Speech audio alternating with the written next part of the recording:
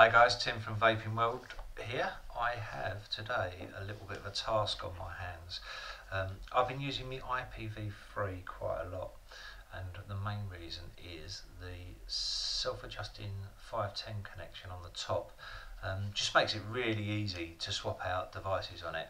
And I tend not to use my Sigelei so much because of the fact that you have to adjust the screw in it, which is a basically it's a pain, simple as that. So I'm going to do what I'm going to call break it or vape it. I have a nice little skinny floating centre pin on a sprung 510 connector, and I'm going to try and fit this into my Sigelei. So hopefully I'll be able to take it apart, luzz this in it, solder it up, and show you how it's done. If not, you won't see this video and I've broken my Sigelei. Okay, I'm just going to show you the components within this, or different components we have. It's pretty straightforward. So we have in the centre here the sprung loaded floating centre pin. This little brass section at the back here, we unscrew this.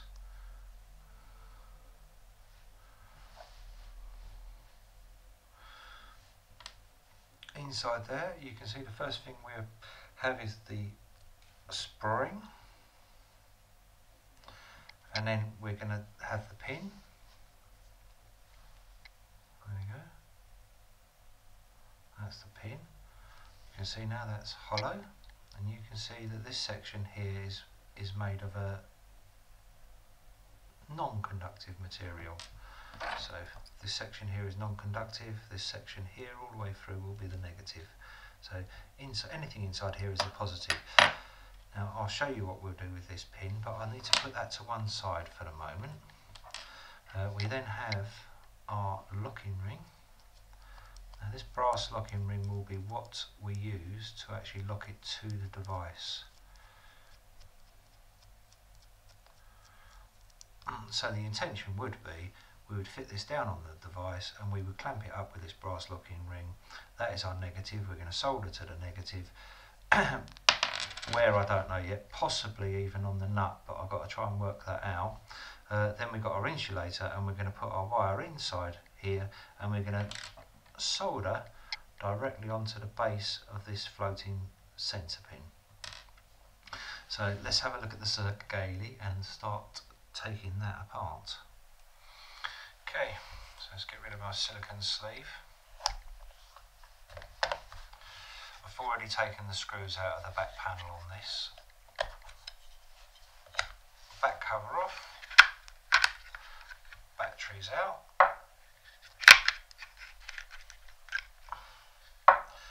Okay, on the device you'll notice, let's see if I can show you, we have screws here, we have screws here, here. They're the first ones to remove, so let's get rid of those.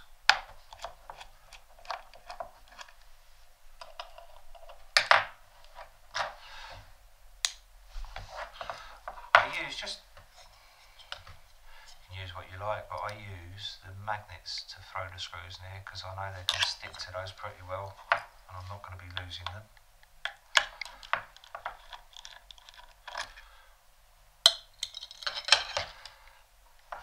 So those two screws. Now the next two, originally when I started taking this apart, I took out that screw there and that screw there, only to my horror to realise that I totally messed up. Behind here, when you lift these up, are 4 quite large springs that actually connect straight to the battery connectors on the device that push them forward. There's like a copper plate across here, and the 2 springs are behind each one of those. So thank you to my mate Daniel Federa, who basically told me, no, they're hidden under that sticker, I reckon.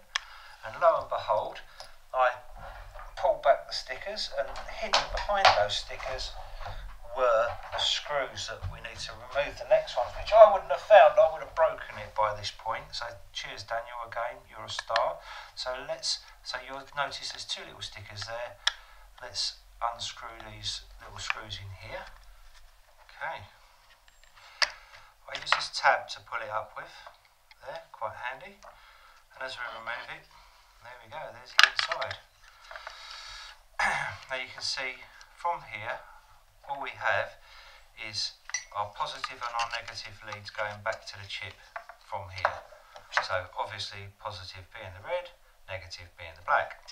You can tell which is a negative because it is actually soldered to the nut. So the black wire in my device here is actually soldered to the locking ring here, and then obviously you have the white wire that goes through, and it is connecting back up to the positive or the centre screw in here.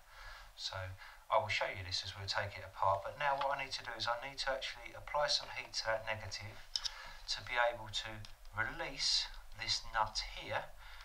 So I'm going to get my soldering gun out, I'm going to heat up this, we're going to loosen this away from it, then we're going to be able to undo this nut, and then hopefully we should be able to pull it through here. Right, so what I've done is I've put a metal baking tray underneath just to make sure that we have, or it keeps my wife happy because it saves having solder dropping onto my desk. Got a little bit of gaffer tape here. I'm going to roll it over itself. Oh. The reason for this is just to hold it nice and steady. So when I'm resting on here, I can pull on a wire and I don't have to hold the box soldering iron and the wire. So just a bit of gaffer tape to give us a bit of extra support between the different things. I did try this with a little gas soldering iron a sec ago, but it actually wasn't man enough to take the solder off of here. So that one's a pile of rubbish. So I've gone for my 100-watt Manly job.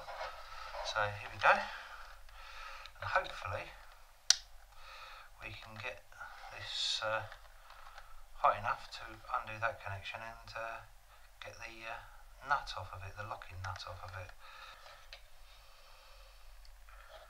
Oh, there you go. So there we go, we've got a negative wire off. And I'll show you this up close. Let me just put this down somewhere safe. So you can see now. Let's move that wire out of the way. There's our ring, so I'm going to now attempt to undo that ring. You'll probably find I've soldered it all together now, so the ring won't unscrew.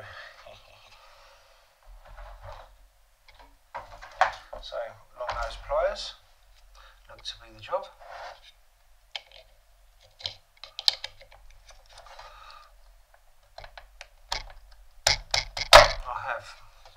So what's actually happened here is it's not me actually, I think it's just such a huge lump of solder on there in the first place.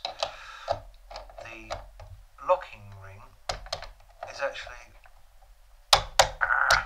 locked on where they've soldered it. They've gone between the locking ring and the actual thread that goes through the device. The solder's kind of run between those, so now the solder's cooled down, it's still in the thread between the two devices. So this means I'm going to have to get brutal with it. I'm not going to do this with heat. I've given it a little try, and what's happened is the solder has actually run between the thread of this external nut here and the internal screw thread. So what I'm actually decided to do is the two machine threads are locked together and the solder's run right the way around. So if I apply heat and I try and undo it, as soon as I take the heat away, it's cooling down and I can't actually undo this little locking ring here. So I'm going to get brutal, I'm going to cut it. So to do that, the easiest way to do it is to actually cut this wire here, which I'm going to do now. So that's my little negative wire. I'm going to just snip that.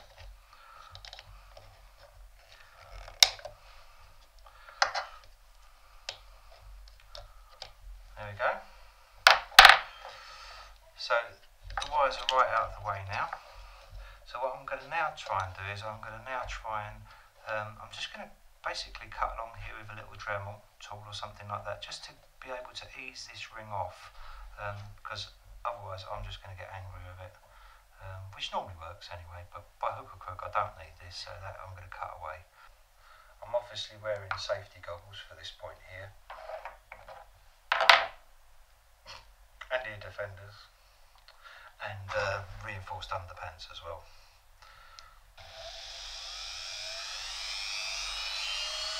So here we go.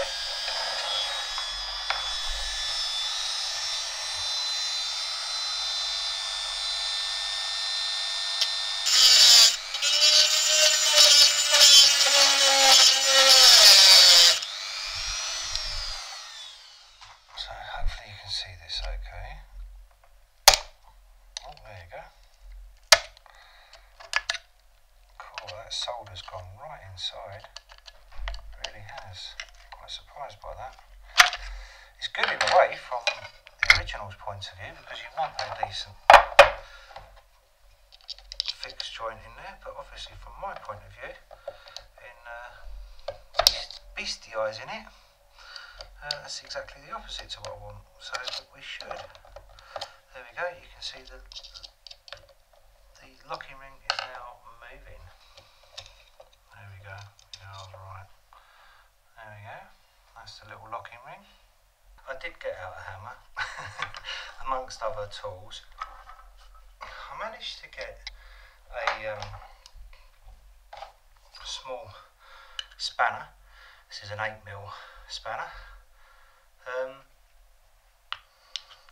Onto the two flat sides, and after getting quite aggressive with it, I suddenly realised what they've done is that's actually reverse threaded as well. So I'm struggling, thinking, well, why won't it bloody undo? And the reason it won't undo is because it goes the opposite way. So I'm just going to unscrew this out, and then I'll cut back in. You can see it started to pull out now. All I can say was, that was easy. Got to stay at that. When I do that again, you know what I'd do? I'd simply drill it out. That's just a little grinding disc, that's all it is.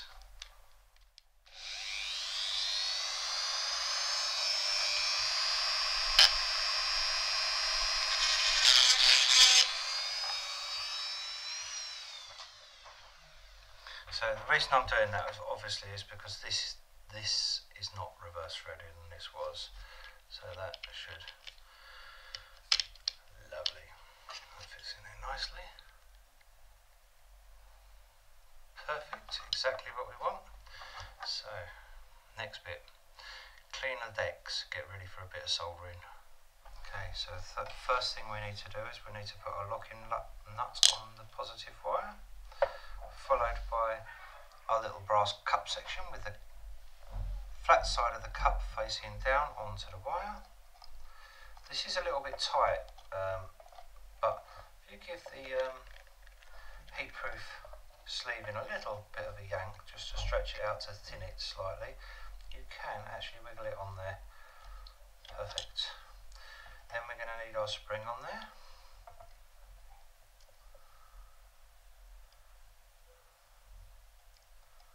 There we go.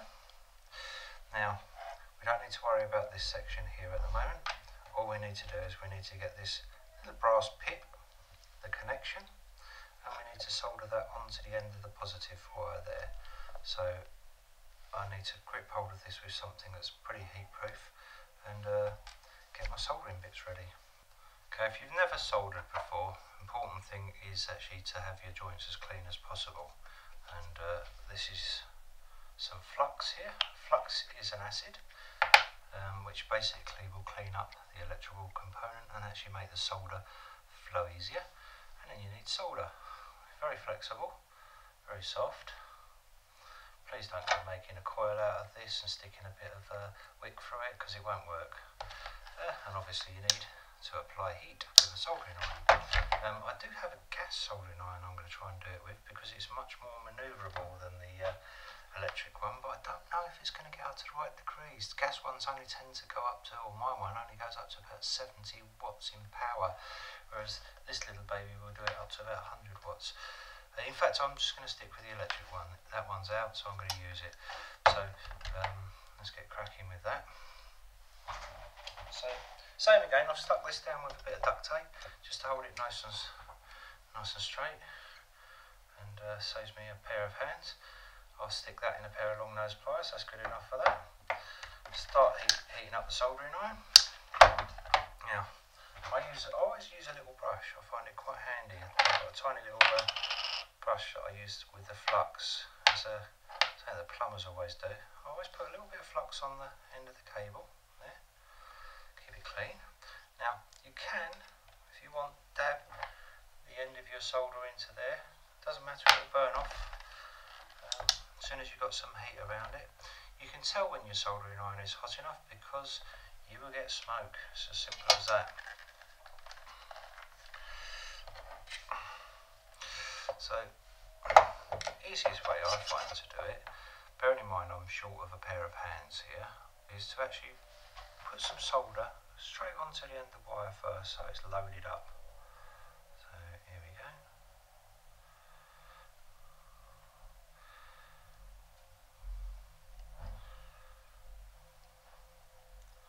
I'm not as proficient as other people at soldering. I don't do it that often. I am great with pipes, so I'm a plumber by trade.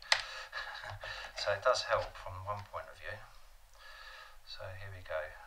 You can see, hopefully you can see. In fact, I'll lift it up for you and make it easier. You can see I've just put a little blob of solder on there. I'm now going to literally just hold that onto there, and I'm going to heat up both at the same time.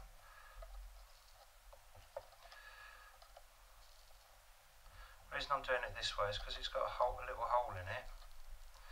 It'll release a pair of hands. Okay, let's get this puppy together. So,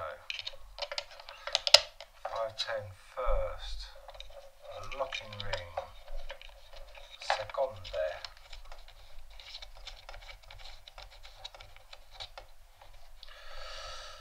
Okay, I'm going to straighten this up. I want my cross nice and straight of the juice channels on that. After, so I just want to check that this floating centre pin does actually float. So as long as it moves up and down, I'm a happy boy. Yep, that's moving in and out, so that's good. So next we've got to put the spring connection and our little brass cup on the end. I sometimes wish I had smaller hands. Okay, let's get this spring and that up there. So that then is going to go on there. And now I'm going to just turn this little brass cup, or nut, whatever you want to call it. I'm going to call it a cup because it's hardly a nut, it's tiny.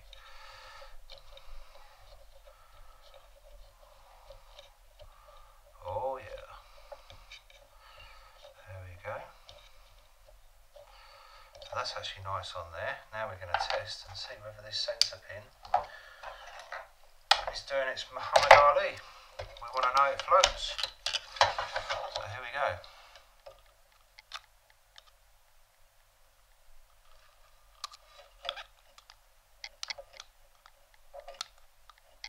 Oh yeah. See that?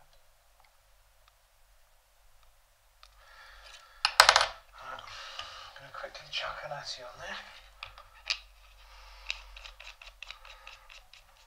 Tight.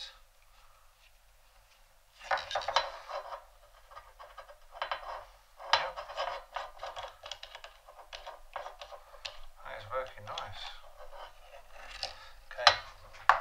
So next thing I'm going to have to do is I want to align this, make sure this is perfect. So I get my cross in and get that locking nut tight on there.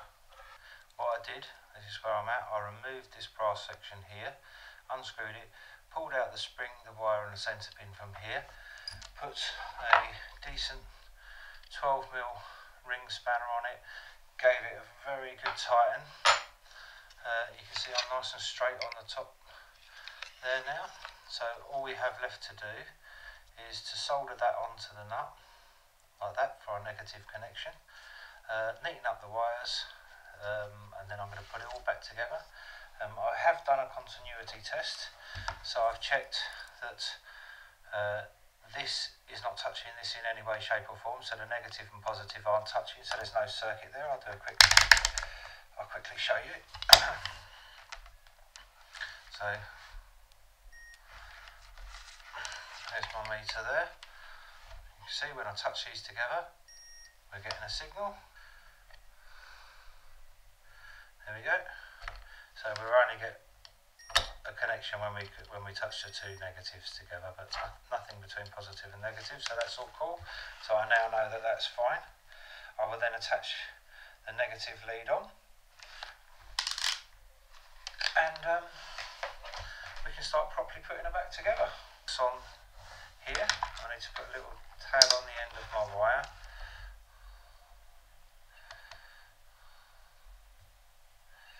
It's just to clean it up. All the fluxes on there is, as I said previously, it's just a little bit of acid, that's all. Now I think what I'm going to do with this, just for neatness, I'm going to actually come in from that angle there. So let me show you this actually, before I do it. So rather than coming in and soldering to the nut from this angle here, the wire comes from this way, so I think the logic is to give it a solder from that point there. Just rest it in place.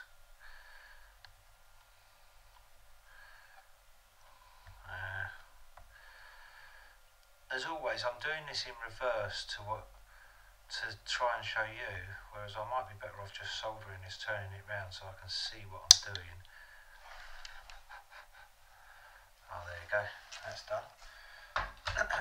Some things you need to do after you've soldered this section here onto the actual nut is you need to, there's a little, you can just about see it here hopefully, there's a little peg there, and these two wires need to just drop behind this round peg here, and then you can put the battery sled back in place.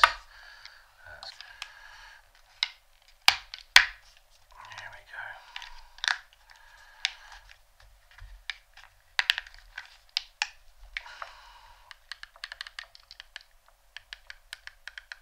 Just checking the buttons work. So let's put these little screws back in here now. Right, I put them stuck to my magnet on here. So let's put the really small ones in the bottom first. They've hardly got a head on them at all compared to the ones that go in the top there. You can see they've actually got, physically you can see the difference in them. There, that's these little babies that have got to go in. Oh, I hate tiny screws, they really get on my wick. Magnetic screwdrivers really do help massively, but I still hate tiny screws.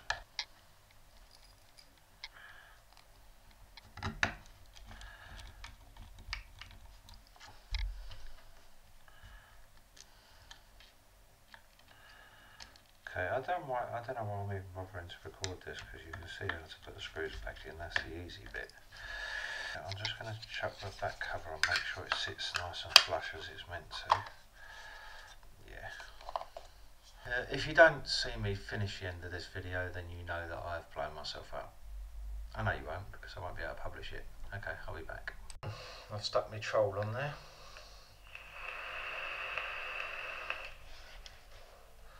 Very easy. I'll swap that out. I'll stick the what should I grab? I'll grab the dark horse and put that on there. You can see, fit down nice and flush.